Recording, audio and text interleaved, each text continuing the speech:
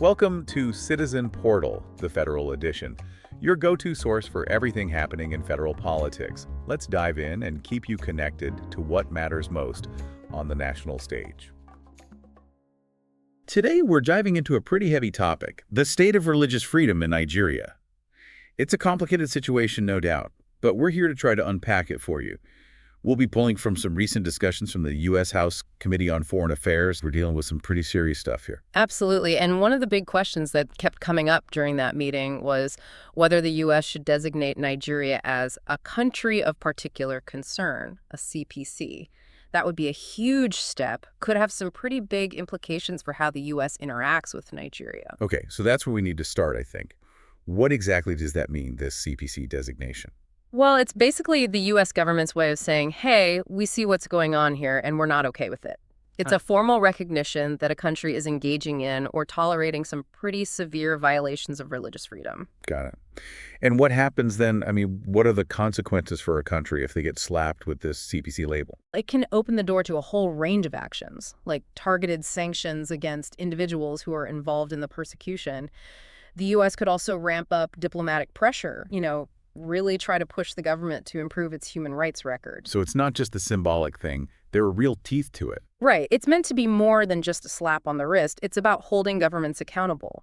And it sounds, from what I've been reading, the situation in Nigeria is really getting out of hand. Yeah, it's incredibly concerning, the scale of the violence, especially against Christians. We're seeing reports of killings, kidnappings, churches being burned, and huge numbers of people being forced from their homes, primarily in the Middle Belt region. And that's where the Fulanis come in. Yeah. These nomadic herdsmen who have been at the center of so much of the violence. But there's this whole debate over whether they're just competing for resources or if it's something much more sinister, like religious cleansing. Yeah, you've hit on a key point there. The State Department's own report puts a lot of emphasis on socioeconomic factors, like competition for land and water, which has obviously been made worse by climate change. They say those are the main drivers of the conflict. But not everyone agrees with that assessment, do they? Especially those who've actually seen what's happening on the ground. Exactly. A lot of the witnesses who testified at the House committee meeting pushed back pretty hard against that narrative.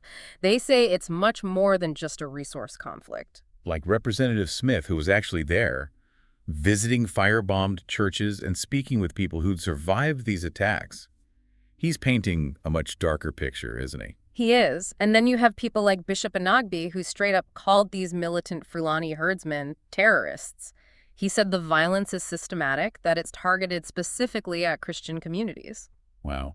He didn't mince words. No, he didn't. He described some really horrific things, people being killed, kidnapped, raped. He said they boast about it and face no consequences. Total impunity is how he put it. That's chilling.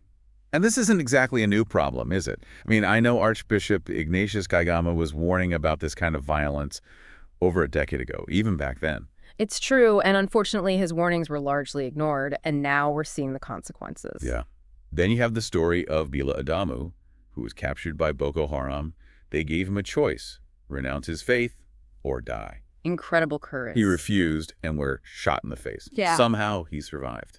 It's hard to even fathom that kind of choice, but it's a powerful reminder that for many Christians in Nigeria, this is literally a matter of life and death. It really is. I mean, these stories are just heartbreaking. It's one thing to talk about statistics and reports, but when you hear these personal accounts, it really hits home. Absolutely. You can't help but be moved by the human cost of this crisis. To try to get a handle on what's going on here, maybe we should take a look at the legal framework in Nigeria. What does the law say about religious freedom there? I mean, do they have any protections in place? On paper, yeah, their constitution guarantees freedom of religion for everyone. But that's where things get complicated. How so? Well, they also have laws, like blasphemy laws, some of which can even carry the death penalty. So you have this real contradiction. So you have freedom of religion, but at the same time, you can be punished, even executed, for expressing your beliefs in a way that offends someone. That's the problem. And it creates this very dangerous situation. These accusations of blasphemy can be weaponized, used to justify violence and discrimination. I see. It sounds like a recipe for disaster. It really is. And then you layer on top of that this pervasive culture of impunity.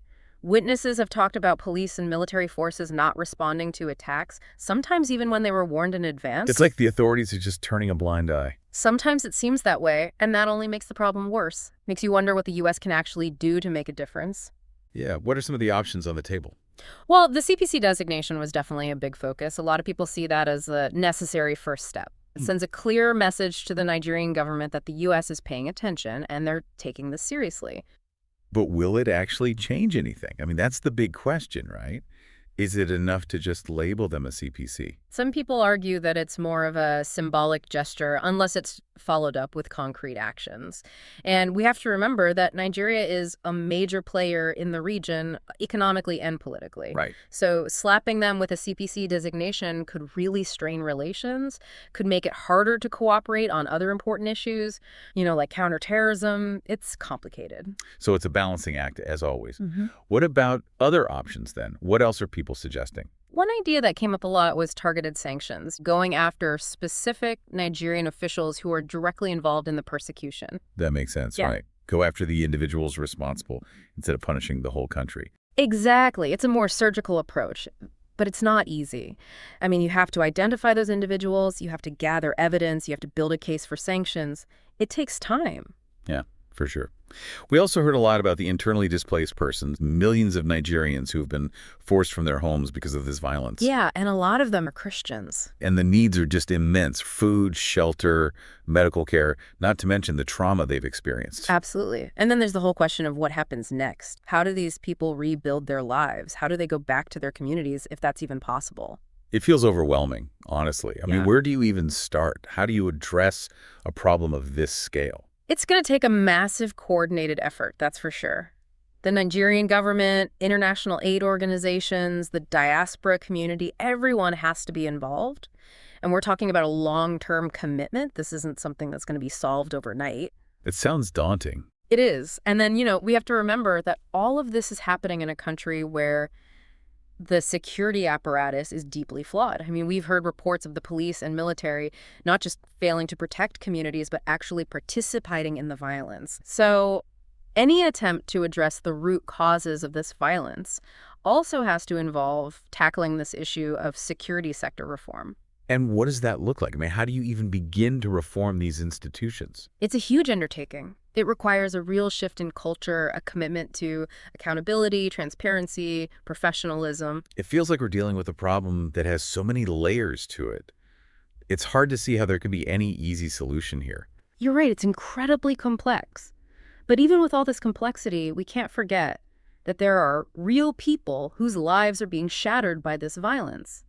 It's easy to get lost in the policy debates and the statistics, but we have to keep the human cost of this crisis front and center. Absolutely. I mean, earlier we were talking about Mimi, who lost her husband and daughter in a Fulani attack.